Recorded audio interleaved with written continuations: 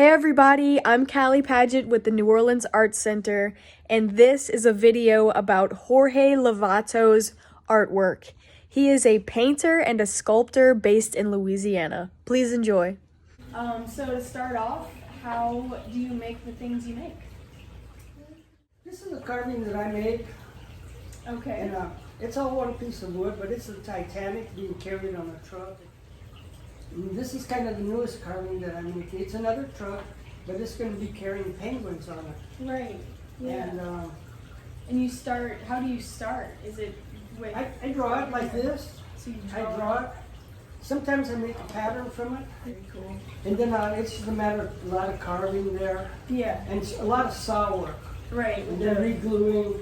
Oh, okay. Do pieces ever fall off, or?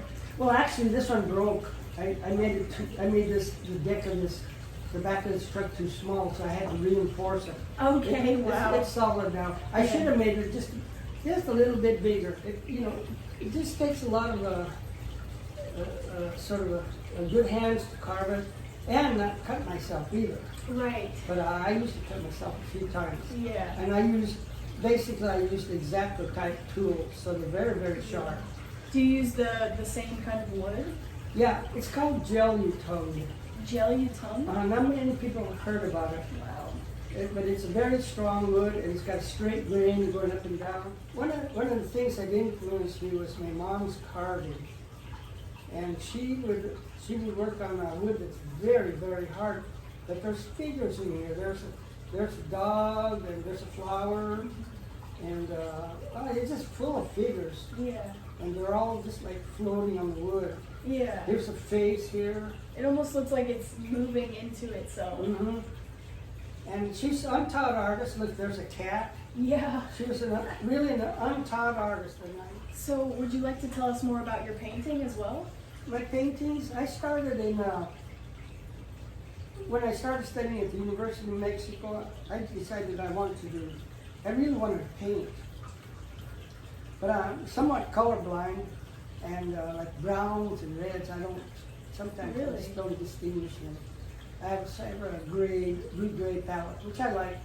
But I started drawing, knowing I wanted to paint, but there's so many good painters, and I thought I can't compete with them, so I just did a lot of drawing. I'd never drawn before, and I just drew, and finally my drawings are coming out good.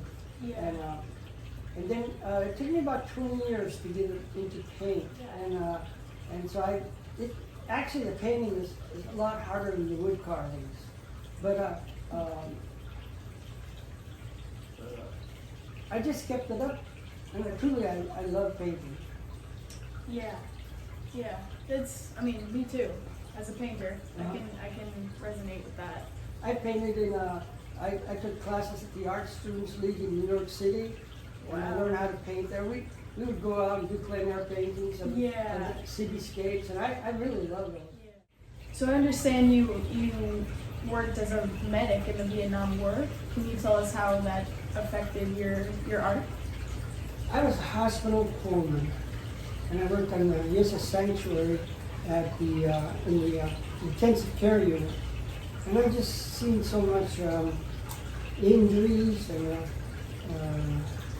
I guess deaths too, severe injuries. Right. And when I got out of the service, or for somebody else, a corporation, I just didn't want to do that. I wanted to do something more meaningful. And finally, I just liked art a lot. I don't know how I got so involved in it, but a lot of it was circumstances.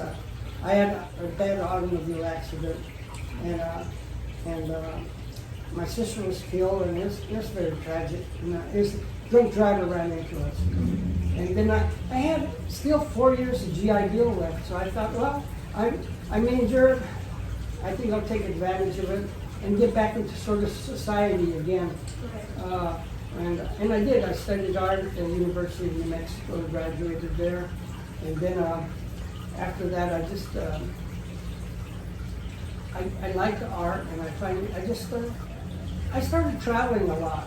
Because I did what I could in New Mexico, in Albuquerque. I had an art gallery there, and I did what I could. And so and I didn't have a lot of money to have a gallery. And actually, I'm not a salesman either. But it was a good experience. We had a lot of friends that showed art there. And then I decided to just move some other place. I started off in Orlando. And then I started moving around. I went to Sarasota and New York, and just a lot of places. It's partially the PTSD. So it was a good experience for me, and I liked it. It's interesting. Yeah. Knowing that, is there any sort of message that you put into your artwork? We kind of talked earlier about adding like a sort of playfulness. Yeah, it's fun. You know, it's not a tragic. Yeah. Well, this is kind of fun, tragic. Yeah. Titanic. Right. That's true. But you know, it's just fun to do things small, and that's what I want to do. And that concludes my visit with Jorge Lovato. If you'd like to check out any of his work, it's all on the NewOrleansArtCenter.com. Just go and check it out. Thank you, guys.